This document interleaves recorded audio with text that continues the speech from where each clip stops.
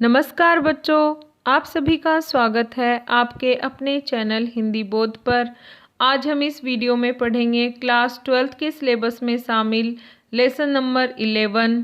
पाठ का नाम है भक्तिन और इस वीडियो में हम जानेंगे नए पाठ्यक्रम के अनुसार प्रश्न उत्तर। 2020 और 21 का जो न्यू सिलेबस है उसके अकॉर्डिंग भक्ति पाठ के प्रश्न उत्तर हम पढ़ेंगे।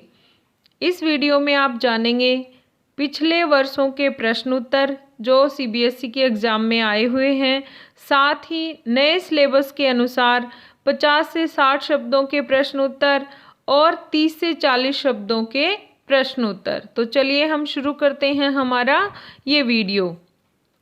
सबसे पहले हम पढ़ेंगे 50 से 60 शब्दों के प्रश्न उत्तर, जिसमें टेक्स्ट बुक के प्रश्न उत्तर भी होंगे, साथ ही पिछली सालों में आए हुए प्रश्न उत्तर भी होंगे। पहला प्रश्न है, भक्तिन अपना वास्तविक नाम लोगों से क्यों छुपाती थी? भक्तिन को ये नाम किसने और क्यों दिया होगा? ये सीबीएसई की 2008 में एग्ज़ाम में आया है। तो इसका उत्तर है, भक्तिन का वास्तविक नाम था लक्ष्मीन या लक्ष्मी। लक्ष्मी नाम समृद्धि एवं ऐश्वर्य का प्रतीक माना जाता है, परंतु यहाँ नाम के साथ गुण नहीं मिलता। लक्ष्मी बहुत गरीब तथा समझदार है। वह जानती है कि समृद्धि का सूचक ये नाम गरीब महिला को शोभा नहीं देता। उसके नाम व भाग्य में विरोधाभास है। वह सिर्फ नाम की लक्ष्मी है। समाज उसके नाम को सुनकर उसका उपहास न उड़ाए, इसलिए वह अपना वास्तविक नाम लोगों से छुपाती थी। भक्तिन को यह नाम लेखिका ने दिया। उसके गले में कंठी माला व मुंडे हुए सिर से वह भक्तिन ही लग रही थी। उसमें सेवा भावना व कर्तव्य परायणता को देखकर ही लेखिका ने उसका नाम भक्तिन रखा। अगला प्रश्न है, 2 कन्या रत्न पैदा करने पर भक्तिन पुत्र महिमा में अंधी अपनी जेठानियों द्वारा घृणा व उपेक्षा की शिकार बनी। ऐसी घटनाओं से ही अक्सर ये धारणा चलती है कि स्त्री ही स्त्री की दुश्मन होती है। क्या आप इससे सहमत हैं? ये प्रश्न सीबीएसई की परीक्षा 2011 में पूछा गया। इस पर आपको अपने विचार प्रकट करने हैं। मैंने अपने विचार लिखे हैं या ऐसे बिंदु लिखे हैं जो सामान्य हैं, जिसे आप अपनी तरफ से भी वो उत्तर लिख सकते हो। तो यहाँ पर देखिए, स्त्री ही स्त्री की दुश्मन होती है, इस धारणा से हम एक हद तक सहमत हैं, क्योंकि जैसा कि भक्तिन पाठ में लेखिका ने बताया कि पुत्रियों को जन्म देने के कारण लक्ष्मी की सास और जेठानियों ने उसके साथ दुर्व्यवहार किया। भक्तिन की सौतेली माँ ने भी भक्तिन के साथ पक्षपातपूर्ण व्यवहार किया। संपत्ति के लालच में भक्तिन को अंतिम समय में अपने पिता से भी नहीं मिलने दिया। समाज में हम ऐसी घटनाएं देखते हैं जिसके आधार पर हम ये कह सकते हैं कि ये धारणा सही है। अगला हमारा प्रश्न है, भक्तिन की बेटी पर पंचायत द्वारा जबरन पति थोपा जाना एक दुर्घटना भर नहीं, बल्कि विवाह के संदर्भ में स्त्री के मानवाधिकार, विवाह करने या न करे अथवा किससे करे, इसकी स्वतंत्रता को कुचलते रहने की सदियों से चली आ रही सामाजिक परंपरा का प्रतीक है। कैसे? ये प्रश्न भी सीबीएसई की परीक्षा 2011 में पूछा गया है। तो इसका उत्तर है, भक्तिन की विधवा बेटी ने अपने ताऊ के बेटों द्वारा बुलाए गए उनके तीतर लड़ाने वाले साले को नापसंद कर दिया था तथा उसके गाल पर लगा थप्पड़ ये स्पष्ट बता रहा था कि भक्तिन की बेटी निर्दोष है। परंतु पंचायत ने फैसला भक्तिन की बेटी के पक्ष में नहीं बल्कि समाज को देखते हुए सुनाया। इस आधार पर हम कह सकते हैं कि समाज में ऐसा होता रहा है। साहित्य समाज का दर्पण होता है, अतः लेखिका ने इस घटना के माध्यम से ये बताया है कि महिलाओं को समाज में अपना वर चुनने का अधिकार नहीं होता है। समाज में बाल विवाह और उम्र में बड़े व्यक्ति से विवाह जैसी समस्याएं बनी रही हैं। तो ऐसे आधार पर हम ये उत्तर दे सकते हैं कि ये सही बात है। अगला प्रश्न है हमारा, भक्तिन अच्छी है यह कहना कठिन होगा क्योंकि उसमें दुर्गुणों का अभाव नहीं है। लेखिका ने ऐसा क्यों कहा होगा? ये प्रश्न सीबीएसई की परीक्षा 2009 में पूछा गया है। इसका उत्तर है, पाठ में लेखिका ने बताया है कि भक्तिन में दुर्गुणों का अभाव नहीं है। इसका उदाहरण देते हुए उन्होंने बताया है कि भक्तिन सत्यवादी हरिश्चंद्र नहीं बन सकी। इसके लिए उन्होंने कहा है कि भक्तिन घर में रखे हुए रुपए अपने अनुसार रख देती थी, साथ ही ऐसा झूठ भी बोल देती थी जिसके कारण लेखिका को गुस्सा न आए। अतः इस आधार पर लेखिका ने कहा है कि भक्तिन में दुर्गुणों का अभाव नहीं था। अगला प्रश्न, भक्तिन द्वारा शास्त्र के प्रश्न को सुविधा के अनुसार सुलझा लेने का क्या उदाहरण लेखिका ने दिया है? उत्तर है, भक्तिन की ये विशेषता है कि वह हर बात को, चाहे वह शास्त्र की हो या अपनी क्यों न हो, चाहे बात शास्त्र की ही क्यों न हो, अपनी सुविधा के अनुसार ढाल लेती है। वह सिर घुटाए रखती थी, लेकिन लेखिका को यह अच्छा नहीं लगता था। जब उसने भक्तिन को ऐसा करने से रोका तो उसने अपनी बात को ऊपर रखा तथा कहा कि शास्त्र में यही लिखा है। जब लेखिका ने पूछा कि क्या लिखा है, उसने तुरंत उत्तर दिया, तीर्थ गए मुंडाए सिद्ध। ये बात किसी शास्त्र में लिखी गई है, इसका ज्ञान भक्तिन को नहीं था। जबकि लेखिका जानती थी कि यह कथन किसी व्यक्ति का है न किसी शास्त्र का। अतः ये भक्तिन को सिर घुटाने से नहीं रोक सकती तथा हर बृहस्पतिवार को उनका मुंडन होता रहा। तो अगला प्रश्न है हमारा, भक्तिन के आ जाने से महादेवी अधिक देहाती कैसे हो गई? ये प्रश्न सीबीएसई की एग्जाम 2014 में आया है।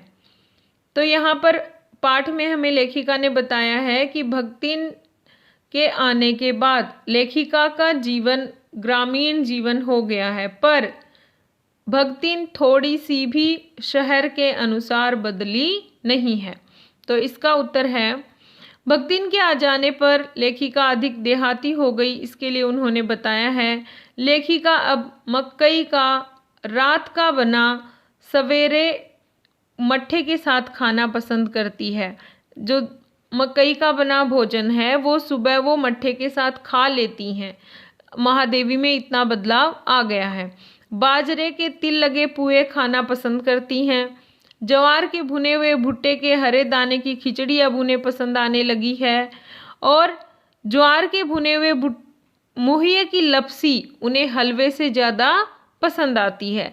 इस आधार पर लेखिका ने स्वयं को देहाती कहा है। अगला प्रश्न है, पाठ के आधार पर भक्तिन की 3 विशेषताएं बताइए। ये प्रश्न भी सीबीएसई की एग्जाम 2012 और 2017 में आया है। भक्तिन की 3 विशेषताएं निम्नलिखित हैं। पहला है, वो जुझारू प्रवृत्ति की हैं। भक्तिन जुझारू महिला थी।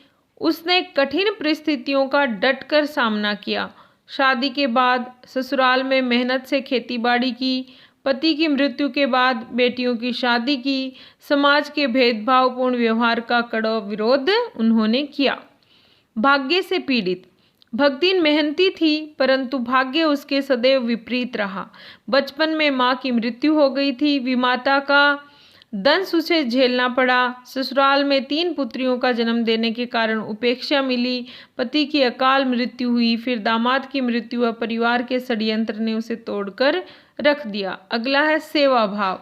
भक्तिन महादेवी की सेविका थी। वह छाया के समान हर समय महादेवी के साथ रहती थी। महादेवी के कार्य को खुशी से करती थी।